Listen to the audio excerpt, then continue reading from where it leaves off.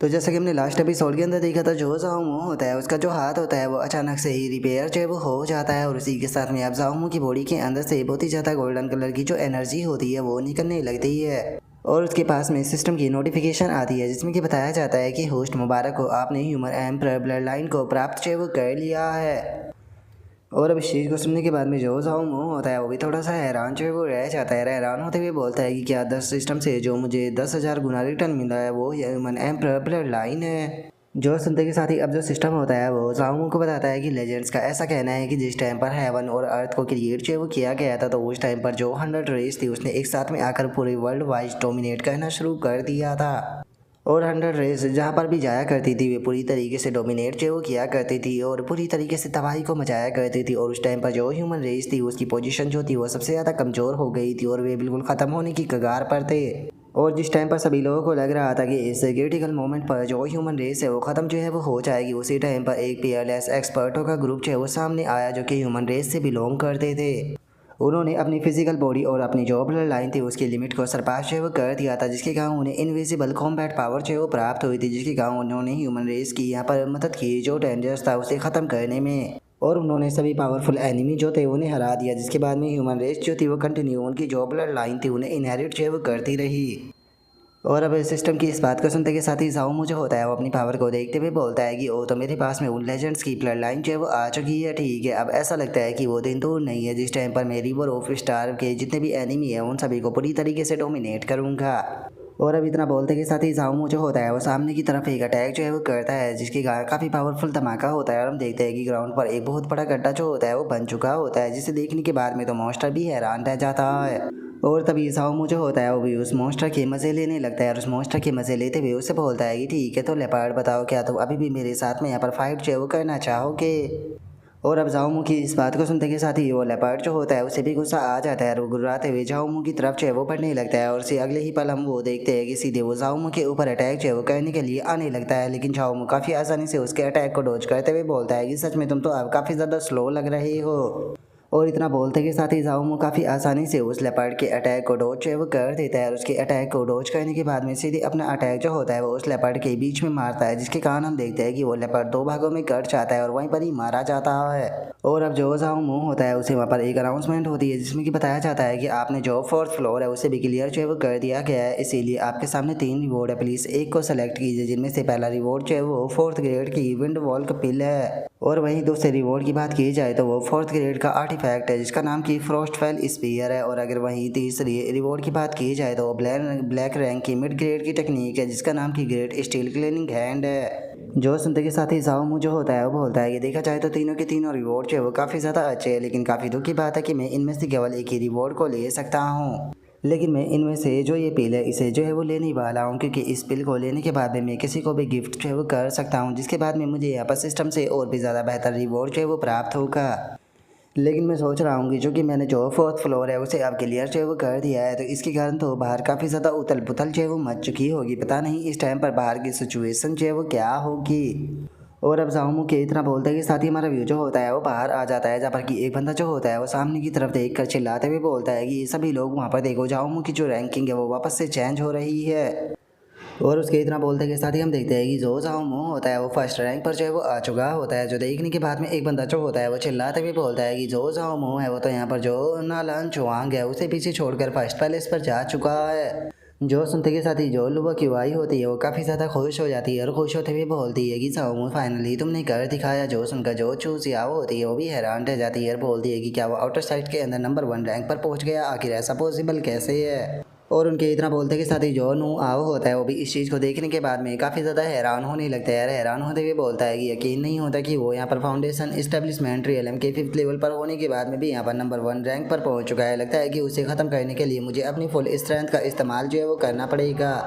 और अब उसके इतना बोलते के साथ ही हमारा व्यू जाओमू के ऊपर आ जाता है, जो कि अब जो 5th फ्लोर होता है वहाँ पर आ चुका होता है। हम देखते हैं कि 5th फ्लोर पर जाओमू के सामने कई सारे बहुत ही खतरनाक बीस्ट जो होते हैं वो खड़े होते हैं, जिन्हें देखने के बाद में जो जाओमू होता है वो बोलता है कि जरा देखो तो यहाँ पर तो 5 कोर फॉर्मेशन रियलम के मिड स्टेज के यहाँ पर रीमन जो है वो खड़े हुए हैं। सच में क्या ये ऐसा नहीं लगता कि ये कुछ ज़्यादा ही हो गया। जो सुनते के साथ ही अब ये पांचों बीस्ट जो होते हैं वो घूरते हुए जाओमू जो होता है उसकी तरफ देखने लगते हैं। जो देख कर जाओमू जो होता है वो बोलता है कि आप बिग शॉट को यहाँ पर कहने की कुछ भी ज़रूरत नहीं है, क्योंकि मैं अपनी लिमिट को अच्छे से जानता हूँ और मैं जानता हूँ कि मैं आपका सामना नहीं कर सकता। और जाओमू के इतना बोलते के साथ ही अचानक से हम देखते हैं कि एक स्पेयर जो होता है वो सीधे आकर जाओमू से टकराता है, जिसके कारण अब जाओमू की बॉडी वहाँ से गायब होने लगती है। और जो जाओमू होता है वो हंसते हुए बोलता है कि बिग शॉट सच में ऐसा लगता है कि आप तो काफ़ी जल्दी में हो। और जाओमू के इतना बोलते के साथ ही हम उसके ऊपर अटैक करने वाले डीमन को देख पाते हैं, जो कि देखने में काफ़ी खतरनाक होता है।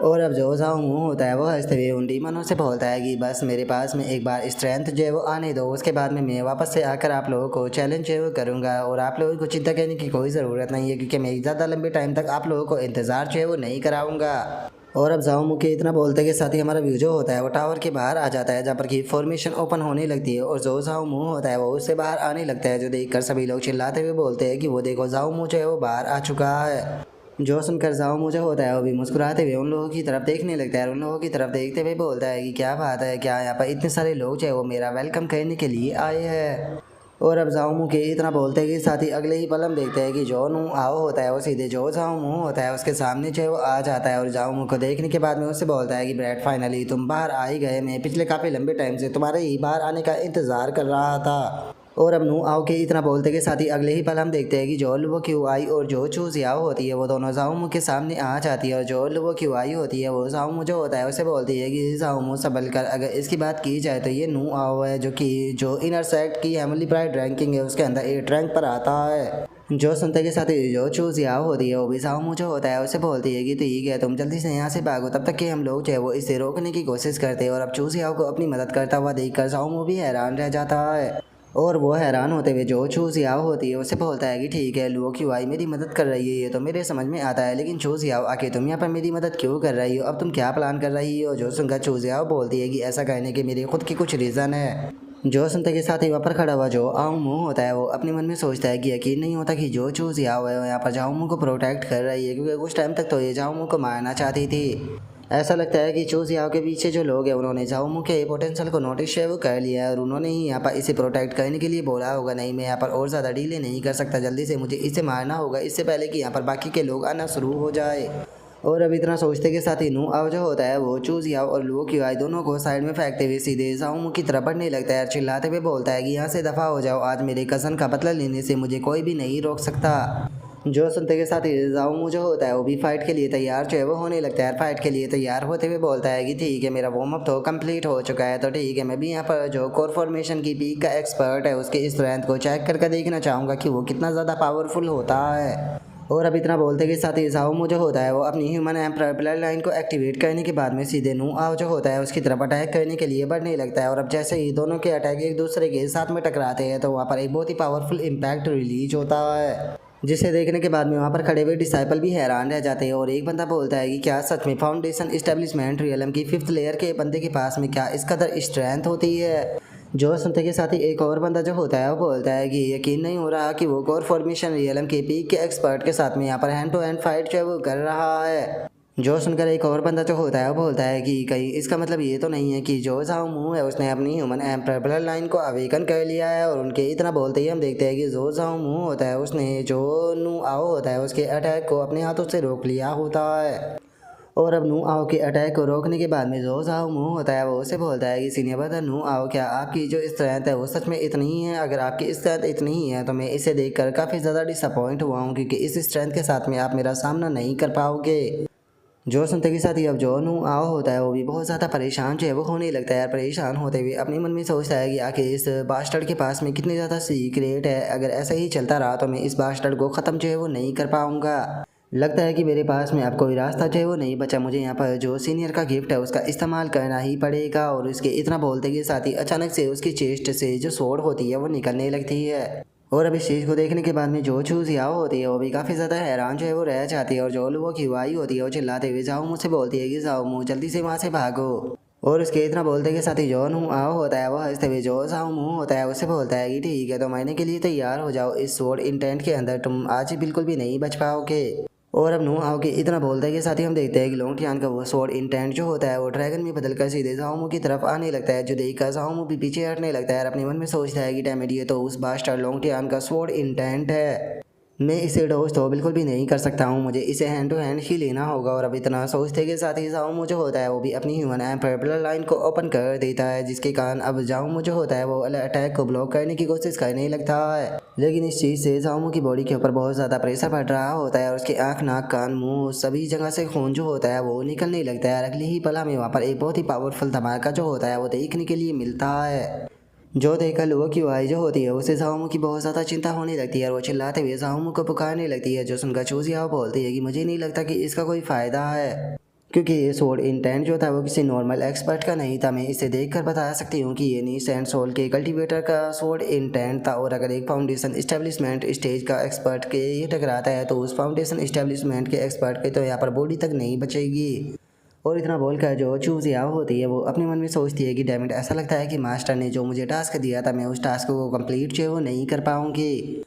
और उसके इतना बोलते के साथ ही अब जो नू आओ होता है वो हंसने लगता है, रास्ते हुए बोलता है कि अगर तुम एक बिग शॉट को ऑफेंड जो है वो करते हो तो उसका जो नतीजा होता है वो कुछ इस प्रकार ही होता है। और नू आओ की इस बात को सुनकर जो लुआ की वाई होती है उसे नू आओ के ऊपर बहुत ज़्यादा गुस्सा आने लगता है। लेकिन तभी हमें वहाँ पर जो जाओ मुँह होता है उसके खांसने की आवाज़ें आती है, जो देखने के बाद में जो नू आओ होता है वो भी हैरान रह जाता है। और तभी हम जाओमू को देखते हैं जो कि अभी भी जिंदा होता है और जो जाओमू होता है वो हंसते हुए बोलता है कि अगर मैं गलत नहीं हूँ तो ये सोड इंटेंट उस ब्रैड लोंग टियान का था। मुझे लगा था कि शायद उसका जो सोड इंटेंट होगा वो काफ़ी ज़्यादा पावरफुल होगा, लेकिन लगता है कि मैं गलत था, ये सोड इंटेंट भी कोई इतना ज़्यादा पावरफुल नहीं था। और अब जाओमू के इतना बोलते ही हम देखते हैं कि उसका एक हाथ पूरी तरीके से गायब हो चुका होता है। और अब इस चीज़ को देखने के बाद में जो नू आओ होता है वो भी हैरान रह जाता है और गुस्से में बोलता है कि ऐसा पॉसिबल कैसे है, सोड इंटेंट डायरेक्टली टकराने के बाद में भी अभी भी जिंदा कैसे है। तभी लुओ क्यों आई भी बहुत ज़्यादा खुश हो जाती है और खुश होते हुए बोलती है कि बहुत बढ़िया, तुम अभी भी ठीक हो। और अब उसके इतना बोलते के साथ ही अचानक से जो नू आओ होता है वो सीधे जाओमू की तरफ अटैक करने के लिए जाने लगता है। जाओमू की तरफ अटैक करते हुए बोलता है कि ऐसा लगता है कि ये फाइट का जो अंत है वो इस प्रकार से नहीं होगा, मुझे पर्सनली तुम्हें यही अपने हाथों से ख़त्म जो है वो करना पड़ेगा। और इतना बोलकर वो आगे बढ़ ही रहा होता है, लेकिन तभी जो वो क्यों आई होती है वो नू आओ के ऊपर अटैक करते हुए बोलती है कि वहीं पर ही रुक जाओ। और उसके इतना बोलते के साथ ही नू आओ जो होता है वो हाथ मारकर जो वो क्यों आई होती है उसे दूर फेंकते हुए बोलता है कि मेरे रास्ते से हट जाओ। और इतना बोल कर जाओमू के ऊपर अटैक करते हुए बोलता है कि ठीक है, मरने के लिए तैयार हो जाओ। जो देखकर जाओमू भी परेशान होने लगता है और अपने मन में सोचता है कि मेरे पास में बिल्कुल भी स्ट्रेंथ नहीं बची, मैं तो अपनी बॉडी तक को नहीं हिला सकता, क्या ये सच में मेरा अंत है। और अब जाओमू के इतना सोचते के साथ ही अचानक से नू आओ की बॉडी के ऊपर बहुत ज़्यादा प्रेशर पड़ता है, जिसके कारण नू आओ जो होता है वो भी अचानक से ज़मीन पर गिर जाता है। जो देखकर नू आओ को बहुत ज़्यादा गुस्सा आने लगता है और वो गुस्से में चिल्लाते हुए बोलता है कि किसकी हिम्मत हो गई आकर यहाँ पर मुझे रोकने की।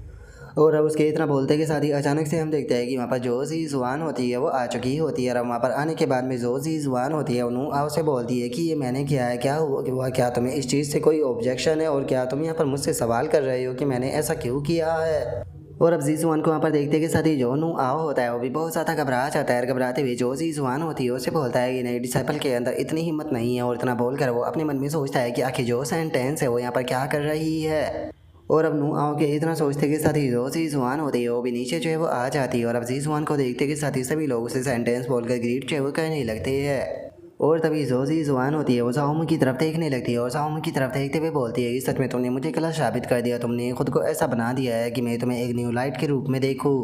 और उसके इतना बोलते के साथ ही जो जाओमू होता है वो भी हंसते हुए अपना जो हाथ होता है उसे हील करने लगता है। और कुछ ही देर में हम देखते हैं कि जाओमू अपने हाथ को पूरी तरीके से रीजनरेट कर लेता है।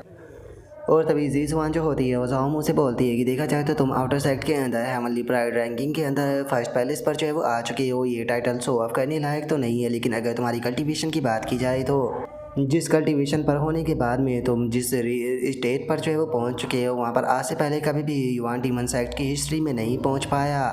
फाउंडेशन इस्टेब्लिशमेंट रियलम पर रहकर इस तरह की चीज़ को करने वाले तुम इकलौते पर्सन हो। इसीलिए जाओमू मैं तुमसे यहाँ पर पूछना चाहती हूँ कि क्या तुम मेरे डिसाइपल जो है वो बनना चाहोगे। और अब जीजुआन के इतना बोलते के साथ ही अचानक से हम देखते हैं कि 3 बंदे जो होते हैं वो उड़ते हुए फुल स्पीड में उस तरफ आने लगते हैं। और एक बंदा चिल्लाते हुए बोलता है कि मैंने सुना है कि ह्यूमन रेस का जो है हेवनली प्राइड है वो आउटर सेक्ट के अंदर अपेयर हुआ है, जल्दी से मुझे बताओ कि वो कहाँ पर है, मैं उसे देखना चाहता हूँ। और अब इतना बोलते के साथ ही हम उन तीनों बंदों को देख पाते हैं जो कि लड़ते झगड़ते उस तरफ आ रहे होते हैं। और जो पहला बंदा होता है वो चिल्लाते हुए बोलता है कि जाओ सिया, पर उसे मेरे साथ में फाइट करने के बारे में सोचना भी मत, क्योंकि मैंने पूरे 800 सालों से कोई भी डिसाइपल जो है वो सेलेक्ट नहीं किया, तो इसीलिए ये ह्यूमन रेस के हेवनली प्राइड तो मेरा ही डिसाइपल होने वाला है। जो सुनते के साथ ही दूसरा जो एल्डर होता है वो भी गुस्से में चिल्लाते हुए बोलता है कि मुझे यहाँ पर तुम्हारी बकवास से कोई भी फर्क नहीं पड़ता, ये ह्यूमन रेस का है, मतलब प्राइड तो मेरा ही डिसाइपल बनेगा। जो सुनते के साथ ही जो तीसरा एल्डर होता है वो भी चिल्लाते हुए उनसे बोलता है कि तुम ओल्ड गीजर कहीं कि क्या तुम्हें ऐसा लगता है कि तुम यहाँ पर कहोगे और मैं यहाँ पर तुम्हारी बातों को मान लूंगा? यहाँ पर मैं तुम लोगों की बिल्कुल भी इज्जत नहीं करता और मैं उसे हर हाल में अपना डिसाइपल बनाकर रहूँगा।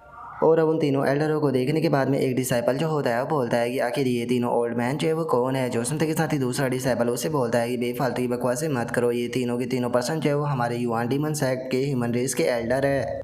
और अब उनके इतना बोलते के साथ ही वे तीनों एल्डर जो होते हैं वो नीचे आ जाते हैं और जो पहला एल्डर होता है वो जीजुआन के ऊपर चिल्लाते हुए बोलता है कि सेंटेंस आप पहले ही ह्यूमन रेस की जो टैलेंटेड पीयरलेस डिसाइपल थी उसे लेकर जा चुकी हो और अब आप दूसरे ह्यूमन रेस के डिसाइपल को भी अपने साथ में लेकर जाना चाहती हो। और अब इस एल्डर के इतना बोलते के साथ ही हमें इसके बारे में बताया जाता है कि ये डीमन सेक्ट का 5th एल्डर होता है जिसका नाम कि झाओ सी होता है। और वहाँ पर खड़ा हुआ जो एक डिसाइपल होता है वो झाओ सी के बारे में बताता है कि झाओ सी जो है वो हमारे युआन डीमन सेक्ट का 5th एल्डर है और ये एक एरे मास्टर है और एरे के अंदर इन्हें कोई भी नहीं हरा सकता क्योंकि इनका एरा जो है वो ट्रांसलेटर रैंक तक पहुँच चुका है। और उसके इतना बोलते ही हम दूसरे एल्डर को देखते हैं जो कि युआन डीमन सेक्ट का 7th एल्डर होता है जिसका नाम कि फैन डैंग होता है। और अब जो फैन डैंग होता है वो भी जीजुआन से बोलता है कि सेंटेंस देखा जाए तो तुम जो मोजी थी उसे अपनी ऑलरेडी डिसाइपल जो है वो बना चुकी हो, तो क्या तुम्हें ह्यूमन रेस का ये अगला डिसाइपल जो है वो हमारे लिए नहीं छोड़ना चाहिए? जो सुनकर अब एक डिसाइपल जो होता है वो फैन डैंग जो होता है उसके बारे में बताता है कि अगर फैन डैंग एल्डर की बात की जाए तो ये 7th एल्डर है। इनकी स्ट्रेंथ जो है वो इतनी ज़्यादा नहीं है लेकिन एल्केमी के अंदर इन्हें कोई भी नहीं हरा सकता क्योंकि ये एक आउटस्टैंडिंग एल्केमिस्ट है।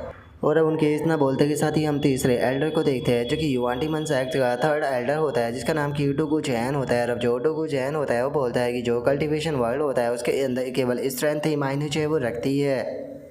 इसीलिए अगर तुम यहाँ पर मुझे अपने मास्टर के रूप में चूज़ जो है वो कर लेते हो तो मैं तुमसे वादा करता हूँ कि मैं तुम्हें यहाँ पर 7th ग्रेड का एक या फिर उससे भी ऊपर के ग्रेड का जो आर्टिफैक्ट आर्मर है वो दूंगा। उसी के साथ में मैंने अपनी पूरी ज़िंदगी जो थी वो battle heaven and earth art को सीखने में लगा दी और मैं तुम्हें वो आर्ट भी सिखाऊंगा जो कि बहुत ज़्यादा पावरफुल है। और डुगुजैन की इस बात को सुनते के साथ ही एक डिसाइपल जो होता है वो बताता है कि अगर एल्डर डुगुजैन की बात की जाए तो जो इनका हेवन और अर्थ बैटल टेक्निक है वो बहुत ही ज़्यादा पावरफुल है जिसका कि सामना जो है वो पावरफुल से पावरफुल पर्सन भी नहीं कर सकते क्योंकि वो एक एंशिएंट फॉरबिडन आर्ट है जो कि उन्हें एंशिएंट फॉरबिडन ग्राउंड से मिला था। इसी के कारण ही इन्होंने यहाँ पर साइट के अंदर 3rd एल्डर की जो पोजीशन थी उसे प्राप्त की थी। जो सुनकर अब एक और डिसाइपल जो होता है वो हैरान होते हुए बोलता है कि सच में मुझे तो यकीन नहीं हो रहा, देखा जाए तो युआन डीमन सेक्ट के अंदर केवल ह्यूमन रेस के 4 ही एल्डर है और उनमें से 3 एल्डर जो है वो यहाँ पर आ चुके हैं। जो सुनते के साथ ही एक और बंदा जो होता है वो बोलता है कि ऐसा तो होना ही था क्योंकि जाओमो की जो अचीवमेंट है वो बहुत ही ज़्यादा आउटस्टैंडिंग है।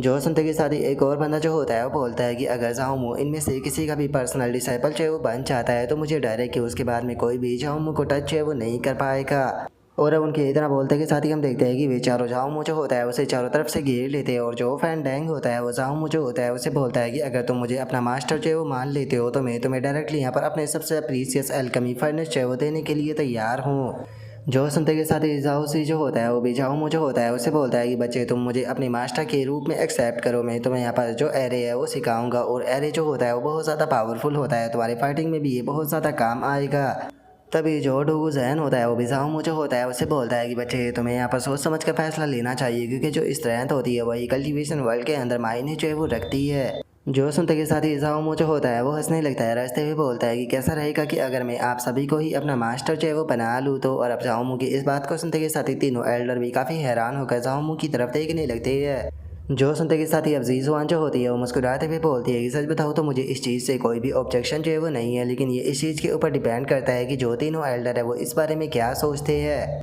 जो सुनते के साथ ही जो झाओ सी होता है वो बोलता है कि अगर एरे मास्टर की बात की जाए तो ये कोई ऐसी चीज़ नहीं है जिसे कि आसानी से सीखा जा सके, इसे सीखने में बहुत ज़्यादा टाइम जो होता है वो लगाना पड़ता है। जो सुनते के साथ ही जो डुगु जैन होता है वो भी बोलता है कि बिल्कुल, और अगर मेरी कॉम्बैट एबिलिटी की बात की जाए तो वो कोई ऐसी चीज़ नहीं है जिसे कि बस देखने से सीखा जा सके, उसके लिए यहाँ पर बहुत ही लंबे टाइम तक जो प्रैक्टिस है वो करनी पड़ती है जिसके लिए बहुत ज़्यादा टाइम की ज़रूरत है। तभी जो फैन डोंग होता है वो भी बोलता है कि अगर तुम एल्केमिस्ट मास्टर जो है वो बनना चाहते हो तो उसके लिए भी यहाँ पर जो टाइम और जो पेशेंस है उसकी बहुत ज़्यादा ज़रूरत होती है। ऐसा नहीं है कि तुम केवल इसे बस देखने से ही सीख सकते हो। जो सुनते के साथ ही आप जाओमो जो होता है वो तीनों एल्डर जो होते हैं उनसे बोलता है कि तीनों एल्डर जो थे वो यहाँ पर मेरे पास में इतनी उम्मीद जो है वो लेकर आए थे, आखिर ऐसा कैसे हो सकता है कि मैं तीनों एल्डरों को निराश कर सकूँ। मैं तीनों एल्डरों के नीचे रहकर जो स्टडी है वो करना चाहता हूँ। मैं जानता हूँ कि आप तीनों जो है वो यहाँ पर जो टाइम है उसे लेकर परेशान है, लेकिन मैं आप तीनों एल्डरों से सीख कर इस चीज़ को साबित जो है वो करना चाहता हूँ कि यहाँ पर जो टाइम है वो मायने जो है वो नहीं रखता। कम टाइम में भी जो चीज़ें हैं उन्हें सीखी जा सकती है। और अब जाओमो के इतना बोलते के साथ ही जोजी जुबान होती है वो भी हंसने लगती है, रास्ते पे बोलती है कि मुझे लगता है कि हमें ये मैटर जो है वो यहीं पर ही ख़त्म जो है वो कर देना चाहिए। और अब इतना बोलते के साथ ही जीजुआन जो होती है उन्हों आव को लेकर वहाँ से जाने लगती है। वहाँ से जाते हुए बोलती है कि ठीक है, मैं इस पर्सन को यहाँ से लेकर जा रही हूँ और मैं अपना बेस्ट दूंगी ताकि इस मैटर को लेकर मैं तुम्हें एक्सप्लेनेशन जो है वो दे सकूँ। जो सुनते के साथ ही जाओमो जो होता है वो भी उसका शुक्रिया था बोल देता है। और उसके बाद में अब जाओमो जो होता है वो मुस्कुराते हुए जो जीजुआन होती है उसकी तरफ देखने लगता है और उसकी तरफ देखते हुए अपने मन में सोचता है कि सच में मैंने कभी भी इस बारे में नहीं सोचा था, लेकिन ऐसा लगता है कि जो सेंटेंस है वो काफ़ी काइंड हार्ट पर्सन है।